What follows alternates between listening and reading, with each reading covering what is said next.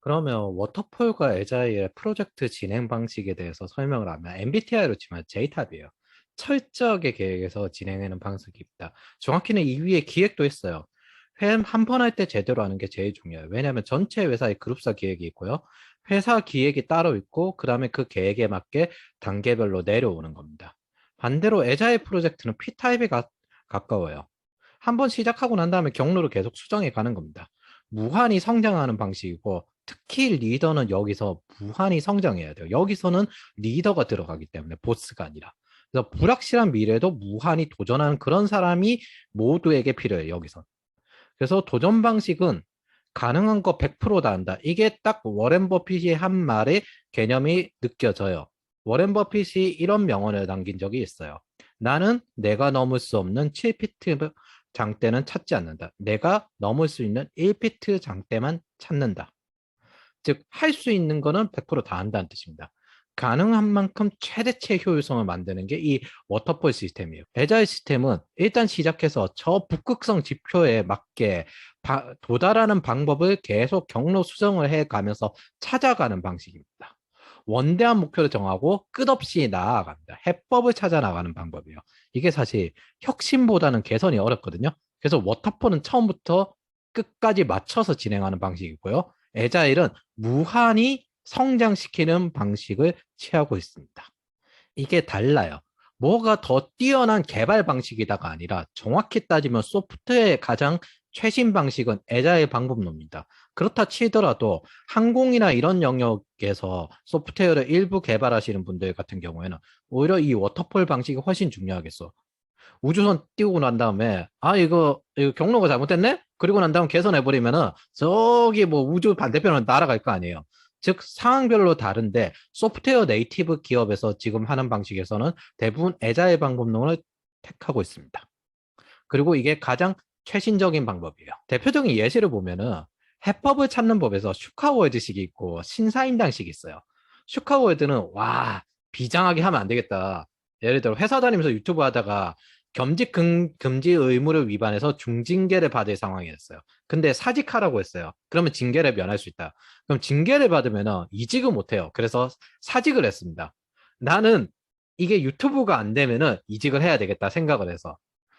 그리고 난 다음에 영상을 차곡차곡 쌓아가셔서 지금까지 도달하신 거예요. 근데 반대로 심사인당은 달라요. 사업이 망해서 이제 절박해. 무조건 성공하는 방법을 찾아내야 돼. 그래서 다양한 주제로 유튜브 채널을 여러 개 파요. 그래서 여러 번 리트라이를 합니다. 그렇게 1억이 있으면 1000만 원으로 10번, 100만 원 있으면 100번까지 나눠서 끝없이 성공 확률을 높여야 된다. 이런 식으로 접근합니다. 그래서 신사임당님이 이제 애자의 방식에 좀 가깝고 슈카월드는 사실 와비파커라고 해가지고 세상에나 헷지가 있어야 된다. 그래서 요즘은 이 두 개를 결합해서 사업을 합니다. 어떻게? 기본적으로 이게 안 되면은 그 반대 방향으로 헷지 전략을 만들면서 동시에 뭐 실행을 할 때는 계획 단계에서는 계속 리트라이를 하는 방식이죠. 그래서 몰빵을 잘 안 해요. 요즘은. 예를 들어 볼게요. 여러분들의 취업의 목표가 데브옵스예요. 근데 데브옵스가 신입을 뽑기도 하지만 기본으로 경력직을 주로 뽑습니다. 그래서 다음 차순으로 백엔드 개발자를 취업하는 것도 고려를 해줘야 돼요. 그래서 플랜 1, 데브옵스에 가능한 한 취업 활동을 합니다. 근데 플랜 2, 백엔드 개발자로 취업 후 데브옵스로 전직하는 방향으로 보는 거예요. 이렇게 플랜 2를 항상 만들어주는 거예요. 이게 해치 전략입니다. 여러분들이 주식 투자를 하는 것도 똑같잖아요. 일한다, 그리고 투자를 한다. 돈의 최대치를 노리기도 하지만은 사실은 경기에 따라서 왔다 갔다 할 수 있어요. 그 경기가 안 좋아지면 뭐 일을 열심히 하는 거고. 근데 경기가 좋아졌어. 그러면 투자를 하는 거고. 달러 스위칭을 하는 것도 대부분 이 해지에 관련돼서 리밸런싱을 하는 거죠. 그래서 달러를 샀다가 달러가 높아지면은 한국 주식을 사고, 한국 주식을 샀다가 달러가 떨어지면 다시 달러를 사고 그런 식으로 리밸런싱을 하면서 조절을 하는 것도 이런 해치 전략입니다. 보통은 양면 투자가 슈카월드식이죠. 이걸 보통 워터폴에서 어떻게 하냐면은 일단 땅을 사요. 거기에 뭔가를 지어요. 건물을 지으면 어쨌든 써먹잖아요. 근데 그게 잘 안 팔린다 하더라도 땅값은 올라갈 거니까 예, 그렇게 접근을 많이 합니다. 다시 말하지만 이 유튜브는 무한히 성장하기 위해서이기 때문에 일이든 동이든 사실은 이 리트라이를 여러 번 하는 애자일 방식은 한 가지 정답만 있지는 않습니다. 그리고 여러분들이 생각하시는 것보다 저런 방식을 모든 스타트업에서도 많이 하기 때문에 테크 기업이 생각보다 있어빌리티한 미친 성장보다는 통제할 수 있는 내실을 굉장히 중시합니다. 아까 세계관이 기계적이다 그거 보셨죠? 거의 진짜 이 내실을 극단적으로 중시합니다.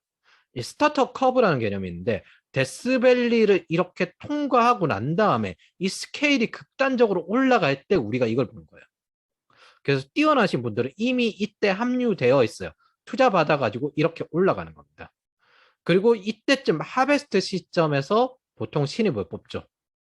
그래서 워터폴과 애자일의 방식 자체는 다릅니다. 이 다음은 왜 이런 방식을 택했을까? 거기에 관련돼서 이야기를 해보도록 할게요.